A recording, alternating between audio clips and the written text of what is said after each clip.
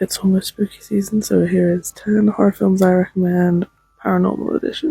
Film 1, well, franchise 1 is Conjuring. There is, I don't know, like 10 films at this point in this franchise, largely based on the true cases of Ed and Lorraine Warren, one of multiple film franchises I will mention that are from James 1 and Lee 1L. The latest one just came out in the cinema and it's phenomenal, just like the rest of them.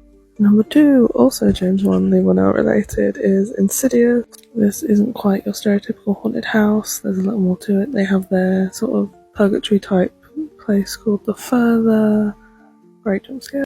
And I can't forget this handsome guy in the picture who's named the Lipstick Face Demon, played by Joe Bishara, who does the score for the films as well. Next franchise is Sinister. There's 2 films in this franchise. It has some great plot twists and stars Ethan Hawke. Very creepy. Warning, this contains some obviously fake but very realistically done snuff films, and they are very creepy. Film number 4, 13 Ghosts. I don't want to give too much away with this one because it has some fun plot twists. But basically, this guy's uncle dies and he moves his family into the uncle's house because it was left him in his will. And not everything is as it seems.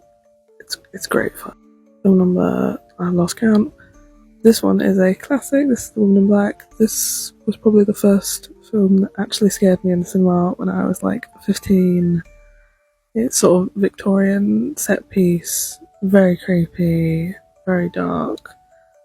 Great jump scares. They absolutely scared the living daylights out of me as a teenager, but as an adult I love this film, and it's Daniel Radcliffe. So another film with a great set of twists and turns. This is the Autopsy of Jane Doe. Without giving too much away, this body turns up at a family-run morgue and they're expected to perform an autopsy on her. She is, as you would expect by the title, Jane Doe. They don't know anything about her, and lots of hidden things are found out, and basically lots happen that you wouldn't expect to happen during an autopsy. I've unintentionally picked a lot of films on this list that have some plot twists and things that aren't always as they seem. This is Ghost Ship. Absolutely great film, great cast. It's based around a salvage crew who get basically told by this mystery guy of this massive ship out in the middle of somewhere, and they turn up and it's this huge, seemingly abandoned empty cruise liner from like the 20s or something, 1920s obviously, and stuff ensues. Next up is The Possession. This I think was another in the sort of mid-2010s territory. This is a take on your sort of stereotypical girl getting possessed exorcism kind of vibe, except instead of going down like the Catholic Church route, the girl basically gets possessed through purchasing, unbeknownst to her, a Dybbuk box. So her dad, played by Jeffrey Dean Morgan, seeks help from the Jewish community to save her. The second to last film / franchise I am mentioning in this video is The Ring, the American one. I usually pride myself on watching the originals first, and this is one franchise I haven't. I've only seen the American ones, but they are amazing. They are so creepy, the special effects is great. There is so much almost like adventure to it, where she's going down all these twists and turns trying to find out information to try and basically not die from watching the VHS tape.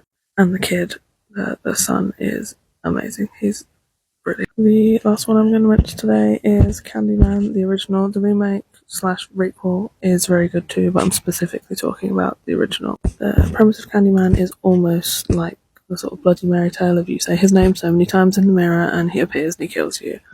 But it's not quite that simple. This story is from the imagination of Clive Barker, who you may know for doing Hellraiser, and it stars the late great Tony Todd. There is a lot of social commentary in this film. It is mostly set in an area called Cabrini Green, and the idea is that it's a sort of lower income area with mostly black people, and the lady who's doing this research paper on the area and discovers the story of Candyman is this posh white lady. She lives in a nice apartment with her nice, also white boyfriend, husband, I can't remember, but there is a lot to this film that is more than just creepy, haunting, ghostly stuff. Definitely recommend. I have many more films to recommend, so part 2 coming soon.